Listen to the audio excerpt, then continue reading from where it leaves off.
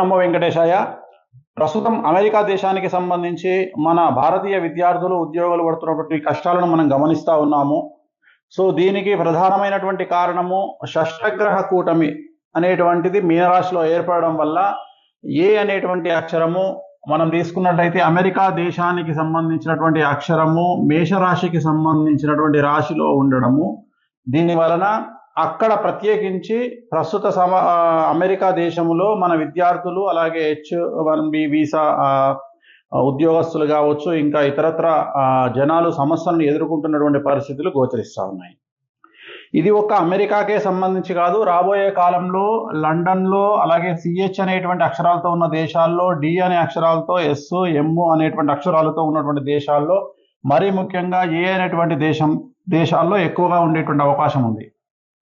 మరి ఈ ప్రత్యేకించి ఈ సమస్యల బారిన పడేటువంటి జనాలు మనుషులు ఎవరైతే ఉన్నారో వాళ్ళకు ప్రత్యేకించి సంబంధించి మేషరాశి, తులారాశి, సింహరాశి, మీనరాశి అనేటువంటి రాశులకు సంబంధించినటువంటి వ్యక్తులు ఎక్కువగా ప్రభావితానికి లోనయ్యేటువంటి అవకాశాలు కనిపిస్తూ ఉన్నాయి. అలాగే ఏ అనేటువంటి అక్షరము, అలాగే ఎల్ అనే అక్షరము, CH అనే అక్షరము, D అనే అక్షరము, S అనే అక్షరము, M అనే అక్షరము తో స్టార్ట్ అయ్యేటువంటి పేర్ల గల వాళ్ళు కూడా ఈ సమస్యల బారిన పడేటువంటి అవకాశాలు ఉంటాయి.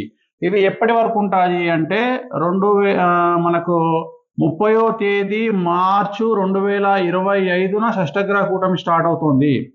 కాబట్టి దీని యొక్క ప్రభావము సుమారు 100 రోజుల వరకు ఉండే అవకాశం ఉంది. అంటే నా లెక్క ప్రకారము, నేను వేస్తున్నటువంటి అంచనా ప్రకారము ఆగస్టు 2025 వరకు ఇలాంటి పరిస్థితులు విద్యార్థులు కానీ ఉద్యోగస్తులు కానీ ఎదుర్కొనేటువంటి అవకాశాలు కనిపిస్తూ ఉన్నాయి. కాబట్టి ఒక ఆగస్టు వరకు మీరు మీ జీవితాన్ని కనుక నెట్టుకు రాగలిగినట్లయితే సమస్యల నుండి బయటపడేటువంటి అవకాశం ఉంది.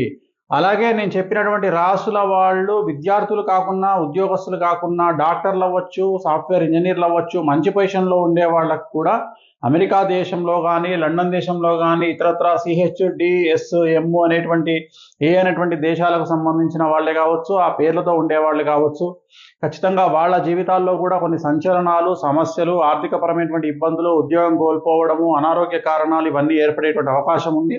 సో ఒకవేళ వాళ్ళ కనుక అలాంటి సమస్యలు కనుక ఏర్పడితే వాటికి సంబంధించినటువంటి రెమెడీస్, షష్టగ్రహ కూటమికి సంబంధించినటువంటి రెమెడీస్ చేసుకోవడం వల్ల సమస్యల నుండి బయటపడతారు. సో ఓవరాల్గా కనుక తీసుకుంటే ప్రస్తుతం అమెరికాలో విద్యార్థులు, ఉద్యోగస్తులు కానీ, H1B వీసా వాళ్ళు కానీ ఆగస్టు వరకు ఈ సంవత్సరం మీరు కనుక నెట్టుకు రాగలిగితే తదుపరి మీరు సమస్యల నుండి బయటపడేటువంటి అవకాశాలు కనిపిస్తూ ఉన్నాయి. ఓం నమో వెంకటేశాయ.